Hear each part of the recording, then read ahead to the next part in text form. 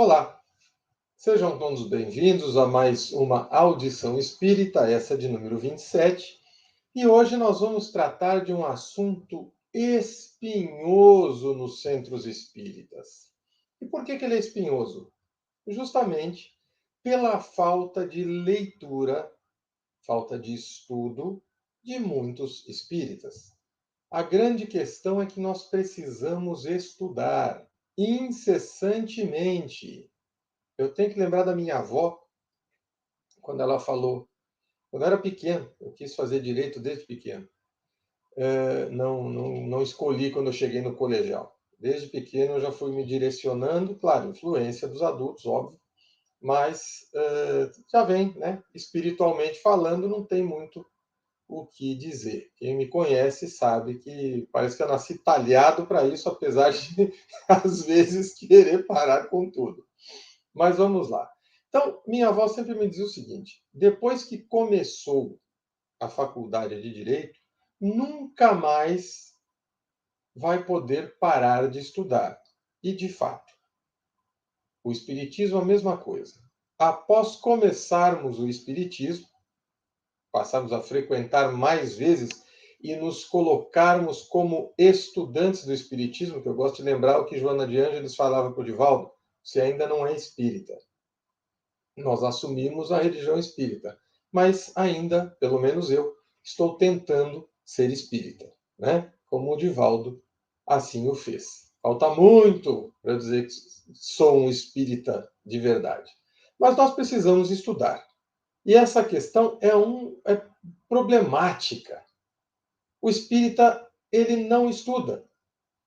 Na maioria das vezes. Lê um ou outro livro e tudo bem. Vamos ali lendo o livro dos Espíritos, o Evangelho, na medida que dá. Estou com um problema, vou lá, abro o Evangelho. Quer dizer, ainda temos muitos resquícios de nossa religião católica, de nossa religião evangélica, onde o pastor e o padre é que orientavam. O Espiritismo não é assim. Tem o palestrante, mas o palestrante ele vai passar aos outros as suas impressões pelo que leu. E aí as pessoas precisam ler aquilo que o palestrante falou, para que elas também tirem as conclusões delas. Certo? Então, o espírita precisa estudar. E este é um problema seríssimo. Crianças se manifestando em salas de desenvolvimento mediúnico ou mais conhecidas como sessões de desobsessão. Será que é possível? É isso que nós vamos tratar. Não apenas nesta palestra de hoje, nessa conversa de hoje, mas eu creio que vão 3 ou 4 semanas para nós falarmos sobre isso, porque a literatura é vasta. Eu vou ler alguns dos livros, mas demonstrando que não é possível. Tá? Então vamos lá, vamos começar pedindo a Jesus que nos auxilie nesse estudo tão difícil e que causa tanta controvérsia e discussão nos centros espíritas, considerando que ainda não compreendemos aquilo que lemos e fazemos. Auxilia-nos, Mestre, com a orientação necessária. Pedindo autorização ao diretor espiritual dos trabalhos de hoje, damos por abertas as nossas atividades.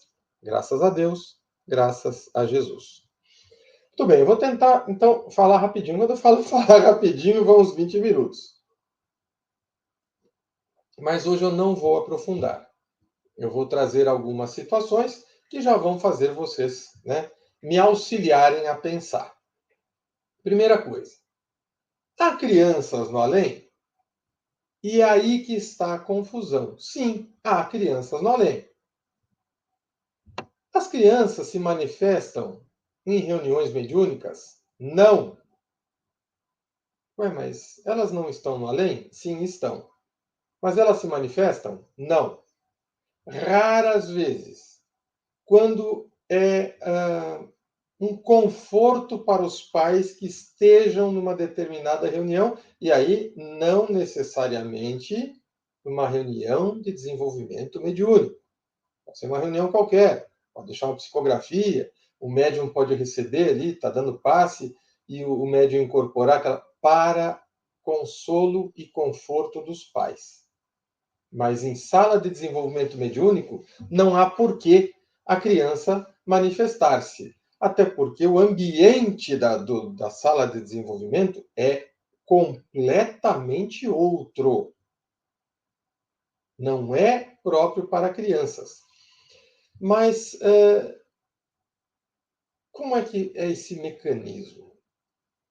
Se a criança está no além? Sim, está. Mas ela está no umbral? Não, não está.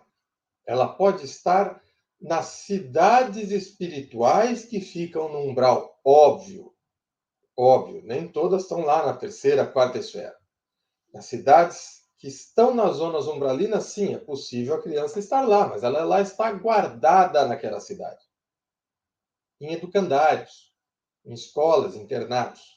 Ela está naquela cidade, ela não vai sair de lá. O que é umbral? Como é que o Chico define umbral? Que é como Kardec definia o umbral. Né? É uma questão, como é que eu vou dizer, da erraticidade. Kardec falava sobre erraticidade, o Chico explica isso aí no Evangelho de Chico Xavier. Eu vou ler a questão para vocês. Então, a erraticidade não é ambiente para crianças. As salas de desenvolvimento mediúnico, elas se prestam ao auxílio de um espírito sofredor. Ah, mas a criança não está sofrendo? É uma outra situação. Mas eu já vi criança se manifestar em sala de desenvolvimento. Não é criança. Nós vamos ver isso aqui. Não é uma criança. É um espírito infantilizado.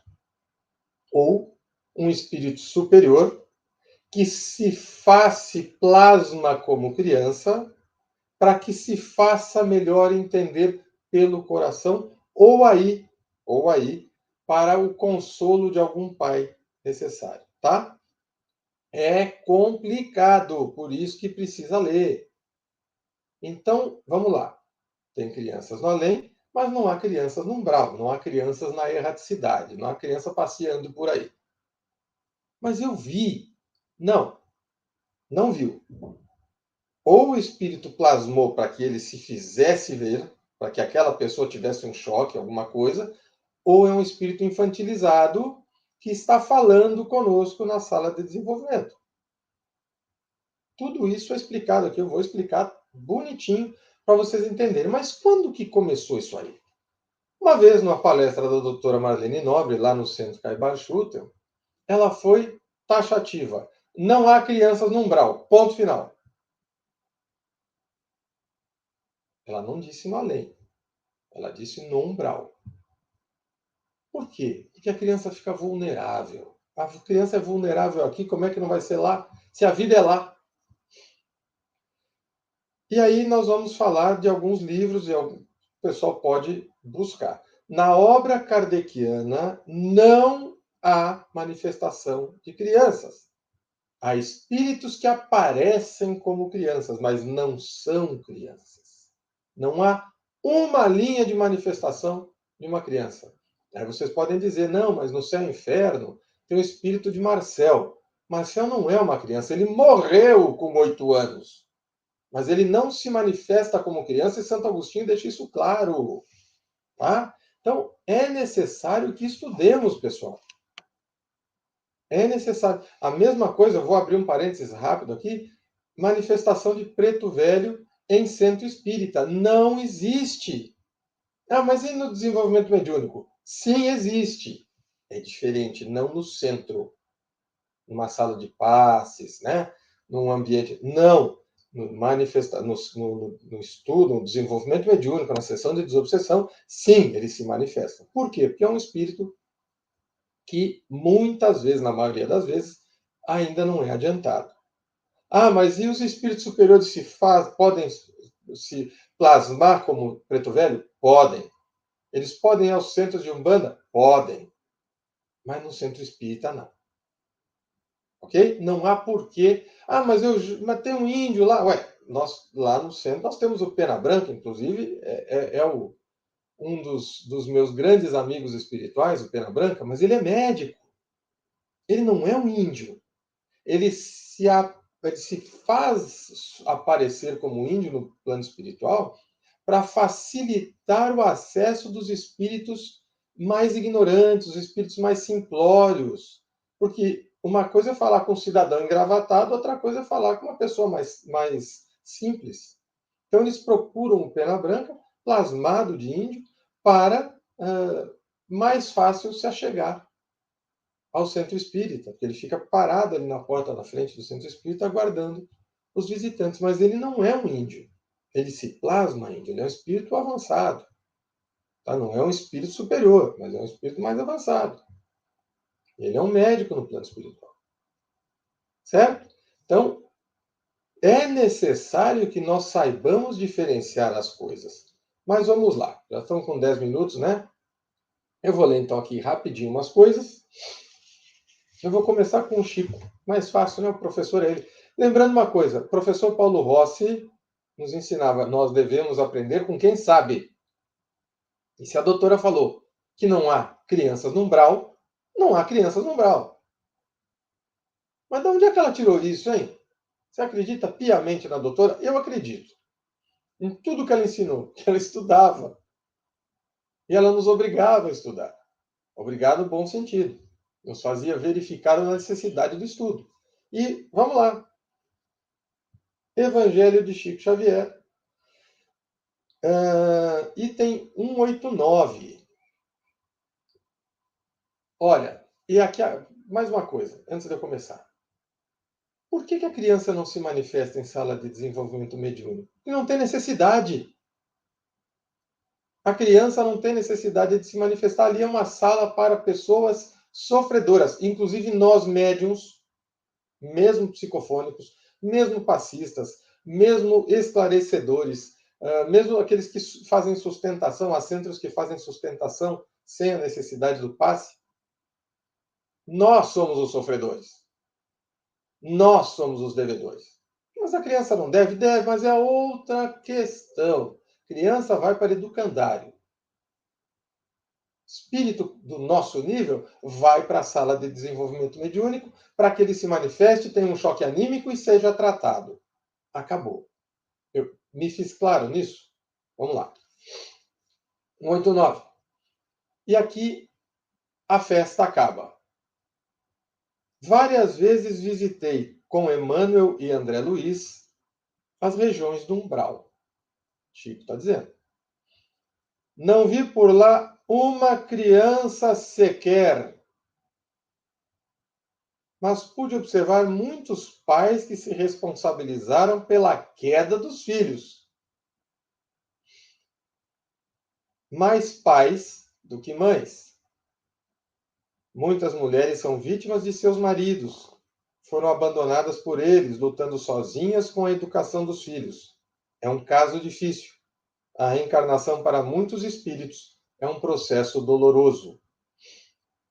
Quando vemos pessoas trabalhando com a criança, sinceramente empenhadas na sua educação, são espíritos que reencarnam com a missão do resgate.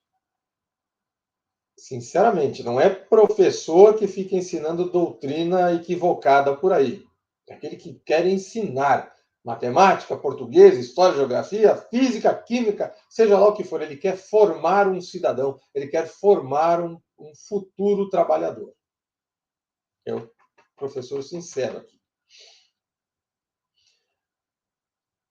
Estão na missão de quitar o débito. O umbral é a erraticidade mencionada por Allan Kardec. Os espíritos sofredores, errantes que não conseguem ascender às regiões superiores, permanecem na expectativa de um novo corpo. Não é o caso das crianças.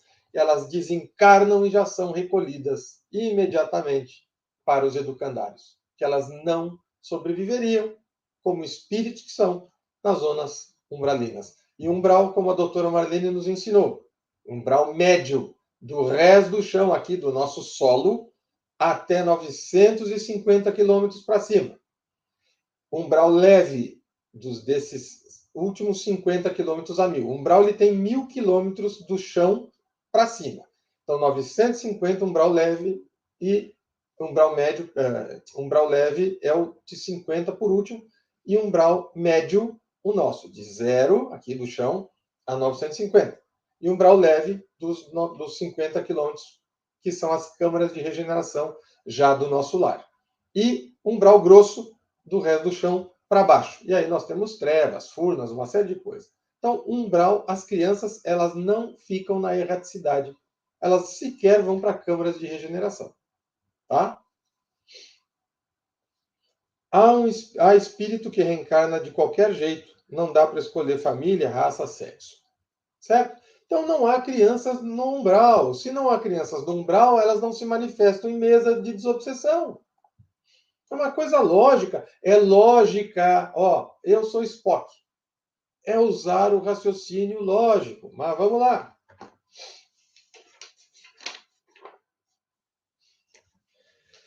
Eu vou acabar com a festa, depois nós vamos estudar melhor isso. Mas vamos lá. O Espiritismo responde, Astolfo de Oliveira, filho, Londrina, né? Um velho amigo pergunta-nos se é possível receber comunicações transmitidas por crianças desencarnadas. Veja aqui, ele fala em comunicação. Comunicação, no caso aqui, são cartas, tá? São mensagens, não são manifestações em sala de desenvolvimento mediúnico. Entendemos que sim, é possível, embora não constitua um fato comum. O Chico recebia cartas, mas sempre com um avô, com um tio, com alguém junto. Entendemos que nesse caso duas situações podem ocorrer. A primeira é a comunicação de espíritos que se fazem crianças para poderem, com a linguagem própria da criança, atingir com maior facilidade as pessoas a quem se dirigem. A segunda é a comunicação de espíritos que ainda conservam no plano espiritual a forma infantil, um fato que é mencionado por diversos autores, tá? Como Caibar Schutter, A Vida no Outro Mundo, Irmão Jacó, Voltei, André Luiz, Entre a Terra e o Céu, eu vou falar sobre esse livro do André Luiz, e o próprio Codificador Espírita, Revista Espírita de 1859, né? o Allan Kardec, depois ele traz o caso do Marcel, no Céu e Inferno, que eu citei aqui. Há no meio espírita pessoas que acham que o espírito de uma criança desencarna e retoma de imediato sua personalidade de adulto. Isso, de fato, em muitas ocasiões é o que acontece. Tal é o caso do espírito que já alcançou elevada classe evolutiva. Nós temos exemplo disso no Obreiros da Vida Eterna. Também vou ler este pedaço aqui no desencarne daquela senhora evangélica, um netinho que reassumia a sua face adulta quando dormia. Eu vou chegar lá. Então, hoje é só um introito, tá? Para a grande maioria das crianças desencarnadas, o caminho não é, porém, o mesmo. Segundo podemos ver no capítulo 10 do livro Entre a Terra e o Céu, de André Luiz, as almas ainda encarceradas no automatismo inconsciente acham-se longe do autogoverno e são conduzidas pela natureza à maneira de criancinhas no colo materno. Então, e aqui nós temos o Simonetti explicando essa questão das crianças, especialmente as de sala de desenvolvimento mediúnico. Como encarar a manifestação de uma criança apavorada que se diz num lugar escuro onde apanha muito? Mais ou menos isso aí, tá? Ele trouxe aqui um histórico, mas vamos imaginar que essa criança está se manifestando numa sala de desenvolvimento. Há três possibilidades. Trata-se de uma mistificação do espírito com a intenção de envolver o grupo. Uma fantasia anímica do médium, que guarda afinidade com crianças, ou um desajuste do comunicante, o espírito no caso, que regrediu a um comportamento infantil, como acontece não raro com doentes mentais. Ele faz isso para fugir dos obsessores no plano espiritual. Tá? Então, esta criança está no umbral, porque é um espírito infantilizado. Eu vou repetir aqui.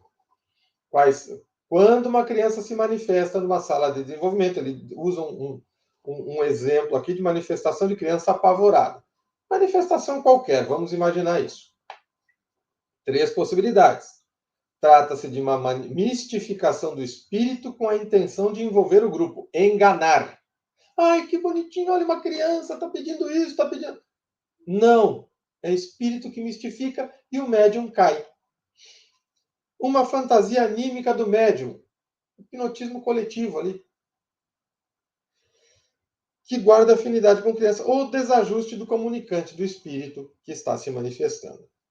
E quando se trata de um espírito imaturo, desencarnado na infância, não seria interessante o esclarecimento que poderia receber? Seria totalmente ocioso, sem propósito. Geralmente, o adulto recém-desencarnado, sem nenhuma noção sobre a vida espiritual, enfrenta dificuldades de adaptação em virtude de seus comprometimentos com os vícios, as paixões, as ambições do mundo. A criança não tem esse problema. Então, ela não vai se manifestar em sala de desenvolvimento mediúnico. Lógica. Spock. Agora é contramão.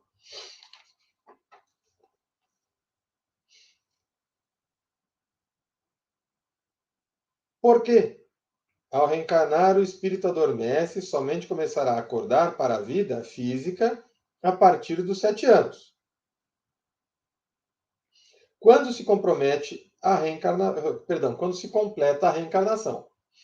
Até então, não detém o comando de sua existência, nem a possibilidade de envolvimento com as seduções da vida física. Ou seja, a criança não tem karma, ela vem com karma, mas ela não tem karma ali, enquanto criança. Ela não usou o livre-arbítrio. Ela vai ter aquele karma que ela traz consigo para o seu reajuste com a lei. Ela ainda não vai reparar o que fez aos companheiros de jornada, mas vai progredir. Tá certo? Então, aqui, ó, como ela não usa o livre-arbítrio, isso aí eu aprendi no livro Inquisição, de Kai Barchuta, o Espírito. Ela não usou o livre-arbítrio, então ela não vai desencarnar com problemas dolorosos, emocionais, espirituais, porque ela ainda não fez uso do livre-arbítrio. Até então não detém o comando de sua existência nem a possibilidade do envolvimento com seduções da vida física, livre-arbítrio. Embora possa trazer tendências inferiores, vejam, é outra história, cultivadas em existências pretéritas. Elas ainda não se manifestaram e nem o comprometeram, razão pela qual a criança é considerada o símbolo da inocência. Jesus disse o quê? Deixai vir a mim as criancinhas, porque delas é o reino dos céus.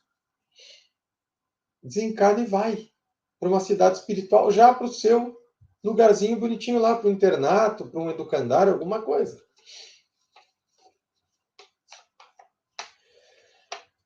E o que acontece com as crianças recém-desencarnadas? Olha aí. São imediatamente recolhidas por familiares ou mentores que lhes darão ampla assistência. Se são espíritos evoluídos, essas crianças retomam a personalidade anterior. Se de mediana evolução, conservam a condição infantil, que será superada com o tempo, como ocorre com as crianças na Terra. Podem também retornar à reencarnação. O caso do Júlio no livro Entre a Terra e o Céu. Nós vamos chegar lá. Isso significa que as crianças nunca se manifestam em reuniões mediúnicas? Opa! Pode acontecer, mas em caráter de exceção. Toda regra tem sua exceção. Um espírito evoluído que desencarnou em tenra infância, atendendo à sua programação evolutiva, já reintegrado na vida espiritual, poderá manifestar-se como criança com o propósito de consolar seus pais. Então, numa reunião de desenvolvimento mediúnico, não haverá essa manifestação. A não ser que o pai esteja trabalhando, né? Os pais estejam trabalhando, a mãe esteja ali, o pai esteja ali, como um trabalhador da casa, e essa manifestação aconteça. Fora isso, é uma carta, alguma coisa numa sessão comum de centro espírita, tá? Eu vou parar aqui no número 6, tá? Porque está quase no final, mas eu já estou vendo aqui o nosso tempo. Então, eu vou recomeçar esse estudo a partir do Simonetti no nosso próximo encontro, e falando de outros livros mais, tá bom? E de onde é que eu tirei aquela história de Umbanda, né? Vamos matar a charada aqui, para ninguém depois dizer que mais uma que eu estou inventando. Antônio de respostas. Umbanda. Quem são os pretos velhos, Exus e Pombagiras, que incorporam na Umbanda? Se são espíritos de luz, por que a necessidade de cigarro, cachaça e sons barulhentos? Para espíritos de luz, ou seja, espíritos superiores e puros, não existem necessidades materiais. Os espíritos que trabalham nos terreiros, em sua grande maioria, são aqueles que ainda guardam grandes necessidades das sensações terrenas e por isso usam os médiuns para absorvê-las. Quando não têm, fazem-no através dos despachos. São, na classificação da doutrina espírita, chamados de espíritos mais simples. É claro que existem aqueles outros que, mesmo tendo condição moral mais elevada, manifestam-se nos terreiros de Umbanda, guardando os procedimentos ali adotados. Não no centro espírita. Então, tirem da cabeça que tem um preto velho se manifestando em centro espírita, que tem um índio falando em centro espírita. Eventualmente, como eu falei aqui, eu usei o exemplo do Pena Branca.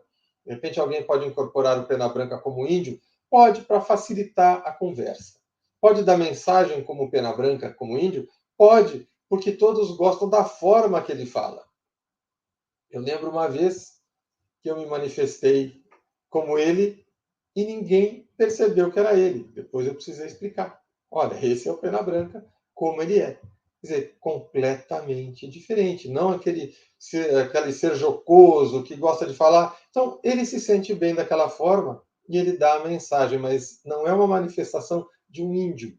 É a manifestação de um espírito já mais evoluído. Mas que gosta de... Ah, mas ele não pode fazer isso como um preto velho? Não necessariamente, mas pode, tá? Mas ele não vai se manifestar, olha, eu sou... Não, não é. Ele é um espírito superior que se fez passar, porque talvez naquele momento alguém esteja precisando daquela manifestação, mas não é usual, tá bom? Então, é isso que eu quero dizer. Espíritos... preto velho pode se manifestar numa reunião mediúnica? Pode, porque ele está ali no aprendizado, que ele já vai ser recolhido para dar o próximo passo. Tá bom? São assuntos complicados, tem pessoas que não querem entender, não querem compreender, mas eu peço, estude, leia, busque. Eu não sou o dono da verdade, mas eu tenho livros que me amparam para a tese, né? Se alguém me trouxer uma antítese para que façamos a síntese, né, mamãe Isabel? Eu sou aberto a essas discussões porque não existe pensamento único. A doutrina espírita tem o único pensamento único da doutrina espírita é Jesus é o nosso exemplo e o Evangelho é o nosso guia. Ponto final. O que estiver fora disso não pode ter discussão. Não se discute o Evangelho. Só isso. E outra, o Evangelho, Jesus, quando veio aqui ao mundo trazer o Evangelho de Deus, ele não adaptou o Evangelho às pessoas. Ele mostrou às pessoas que elas precisam se adaptar ao Evangelho. É assim que nós devemos ser. Então, pessoal, isso é mais uma gravada. Vamos ver se a próxima eu consigo entrar ao vivo, né? Estou tentando. Mas o problema é achar o dia. Tá bom? Então, ficamos por aqui. Um abraço a todos. Agradeço. Não esqueçam de deixar o seu gostei ou não gostei e o seu comentário. Assim que possível, eu vou respondendo a cada um, deixando seu comentário. Dúvidas sobre isso que eu falei? Deixe lá no comentário que eu tento responder. E aí a gente pode abrir uma conversa sobre isso. Tá bom? Até a próxima. Fiquem com Deus e ótima semana.